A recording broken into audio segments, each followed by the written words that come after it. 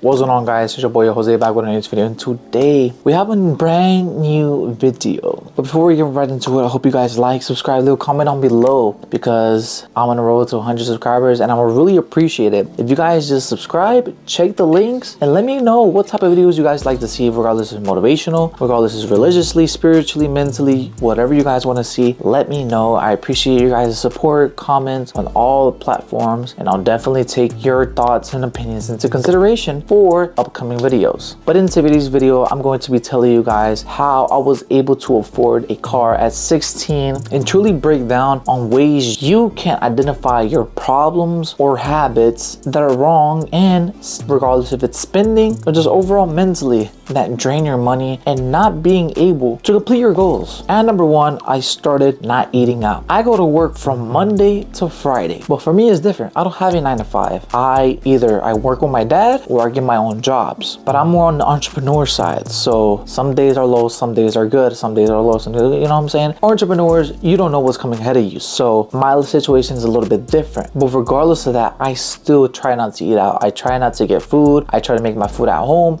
and that saves me a ton of money. Mind you, I still live with my parents, so this is a big advantage for me until now. You know, maybe later we'll move out the crib and, you know, things will get more tidy, but we will still continue these habits that I'm about to tell you guys, and they will work regardless if you live with your parents or not. So number one, eat at home or take your food and eat when you get lunch in your 9 to 5. This will save you a lot of money, I'm telling you. Instead of spending $15 every day, multiply that by 5 if you work from Monday to Friday.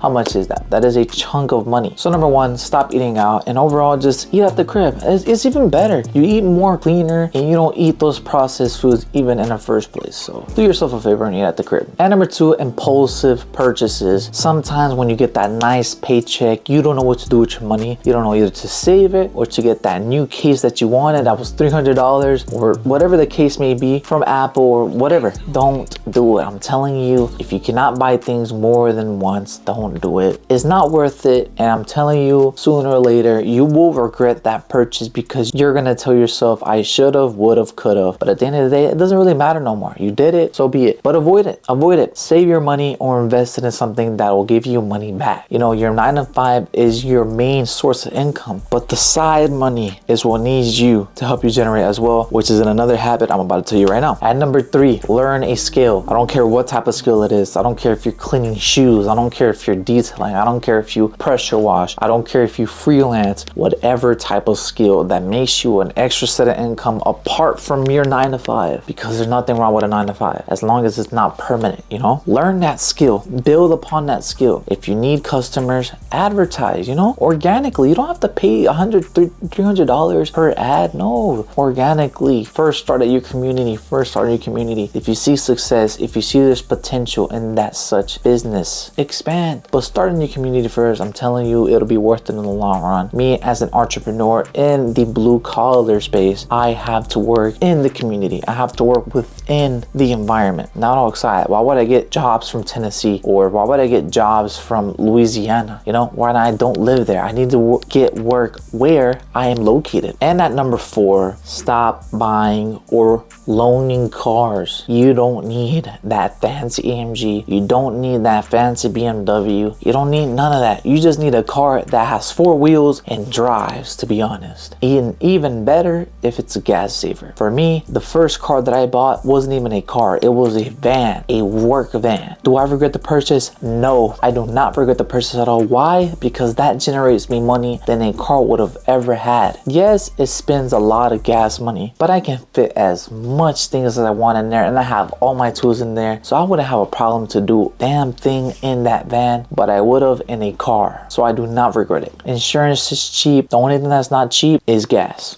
Other than that, it gets me to point A to point B, and I have all my tools and they're organized. I don't have a problem. And a lot of people are like, why don't you get it? Why didn't you get a BMW? Why didn't you get a nice sports car? Why? You know, why get myself so in debt at 16 years old? You know, there's no point. Even if it was on my parents' name, there's no point. I would have rather got a cheap car, a $8,000, $7,000 car. And hey, we're Gucci, you know? But I took the van route. I got it. Now I'm making money and we're good. But all in all, if you're not in the blue collar space, I understand you you need a smaller car, you need a car that just takes you back, and that's fine. Get yourself a little Toyota, get yourself a little Nissan. Research cars that are reliable, that are gas savers. You know, don't just go based off Facebook Marketplace just because it has a little bit of miles and it looks clean. No, research that certain car, that certain truck if you want a truck. My van has a 4.5 stars on Carfax, on CarMax, on all the types of websites based on reliability. So far, it's been great. You know, I had to change the tires here and there, but that's part of car maintenance. It's oil change, and we're good. You know, it doesn't take me nothing but like $200 to do its regular maintenances, and it's not even every month. So all in all,